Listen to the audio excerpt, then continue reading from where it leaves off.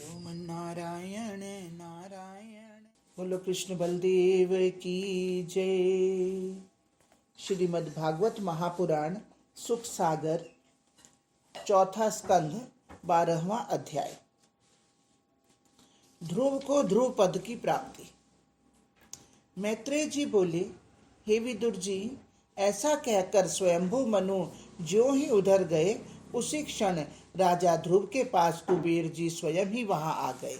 उन्हें देखकर ध्रुव जी ने प्रणाम किया और कुबेर जी ने आशीर्वाद देकर कहा, हे ध्रुव, तुम निष्पाप हो। मैं तुम्हारी इस वीरता से बहुत प्रसन्न हूँ और इससे तो मुझे और भी प्रसन्नता हुई कि तुमने अपने पितामह की बात मानकर हमारे अनुगामी यक्षों को मारना एवं उनसे बैर करना त्याग दिया है।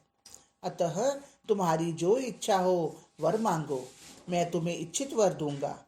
ध्रुव ने कहा, महाराज, यदि आप मुझ पर प्रसन्न हैं तो मुझे यही वर दीजिए कि भगवान विष्णु के चरणों में मेरी अविचल प्रीति होवे। कुबेर जी ने कहा, एवं अस्तु, ऐसा ही होगा। ऐसा कहकर वे अंतर्ध्यान हो गए। ध्रुव जी अपनी राजधानी को लौट आए। ध्रुव की सत्यनिष्ठा, प्रजा पालन और धर्म की रक्षा से उनके राज्य में प्रजा सब प्रकार के ऐश्वर्यों से संपन्न रहकर अलौकिक सुख भोगने लगी। परम धार्मिक ध्रुव ने भगवान विष्णु की कृपा से 36,000 वर्ष तक सुखपूर्वक पृथ्वी का राज्य किया।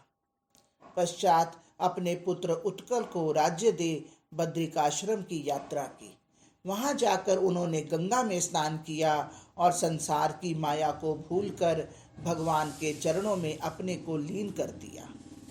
कितने ही दिनों तक वे इसी प्रकार व्रत नियम किए इस चिंता करते रहे।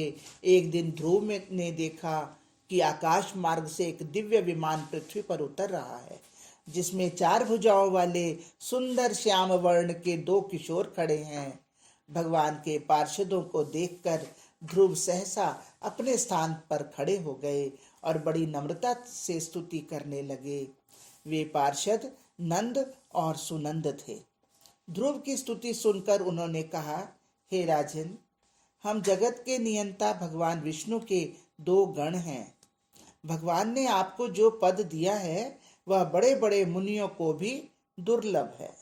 आपने अपने तप के द्वारा जिस उत्तम लोक को प्राप्त किया है, वह आपके पूर्वजों में ऐसा उत्तम पद कोई प्राप्त नहीं कर सका है। अतः वहां चलने के लिए उन्हीं श्री विष्णु जी ने, जिनकी आपने अपने बाल्यकाल में आराधना की थी और जिन्होंने साक्षात दर्शन दिया था, आपके लिए यह विमान भेजा है। आप इस पर चढ़कर स्वर्ग को चलिए। विष्णु जी के पार्षदों का ऐसा वचन सुनकर भक्त ध्रुव को रोमांच हो आया। उन्होंने पवित्र मंदाकिनी में स्नान कर दिव्य कांति और ज्योति प्राप्त की।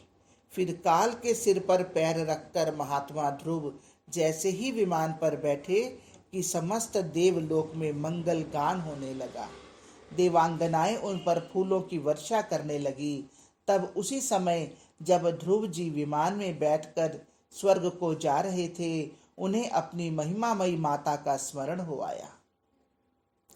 भगवान के पार्षद उनके हृदय का भाव समझ गए। उन्होंने एक दूसरे विमान को संकेत किया।